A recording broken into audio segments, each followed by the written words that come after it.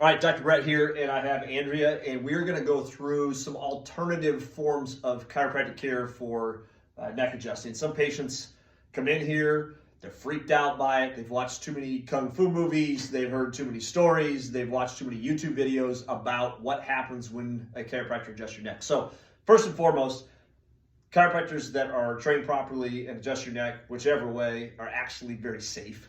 Statistics support that.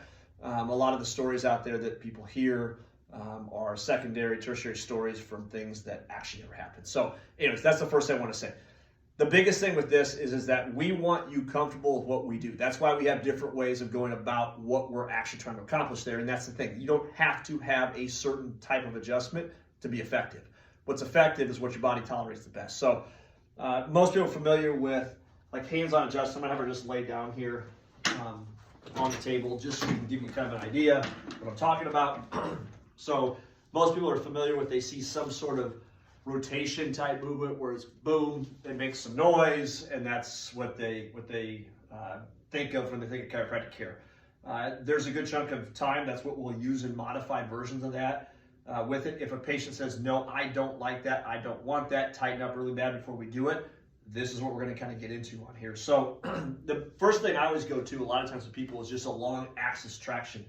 This has become a little more popular lately because you see YouTube videos about Y-axis straps where they're hooking a strap and they're pulling on there. This is a lot more under control, specific version of that where we're simply just using our hands and getting underneath here, and we're just going to traction that out a little bit more and just some light movements to get that to open up, the spine open up that way. It's really effective creating gaps in the disc a little bit to create less restriction for the disc itself on there. So that's first and foremost on it. Second thing we can do here from the same position is just some simple movements of the spine with our fingers. We don't have to do any big drastic things.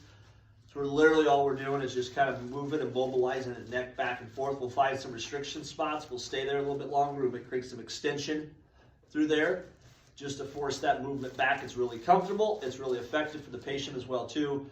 Very simple with that, and we may do a little bit of traction at the end. Another way to do this is to go face down on the table here. So a couple different things we can do with this. One, a lot of people are familiar with like an activator, so a tool type of adjusting where I'll take this, we'll find the areas we're going to work on there, we're going to put some pressure on it, and then just work through there with that, where it's a click. We can change the tension or the force based upon how this thing is used on there. So that's a simple thing as well too. Very well tolerated. We use this on a lot of kids as well, or people who just don't like a lot of force with their adjustment. Next thing we can do, and I actually do this a lot, is drop piece. So this table, the headpiece will come up and it drops back down. All I'm doing with this is I'm finding the spots I want to work on. I'm going to put a little pressure through there and just drop through there. What it does, the same thing, it opens and gaps that joint quick, which that's all we're doing. Gap the joint, create movement, allows the neurology to function normally on there. So real simple with that. I can do lower neck, I can do upper neck, I can do upper back, all with the drop piece. Again, very tolerable for people. The headpiece is soft, so it doesn't hurt your face when we're doing it. So that's easy stuff.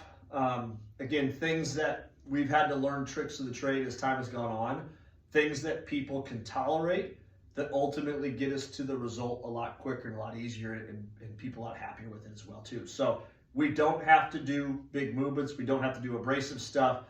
We have to do what works for you. So if you are nervous about it, if you've had bad experiences in the past, one way or the other, just tell your chiropractor, you know what, here's what I don't like. We always try to ask that question, you know, is there something we've done or you've had experience with before that you did not like from an adjustment perspective? Because we don't want to go down that path again.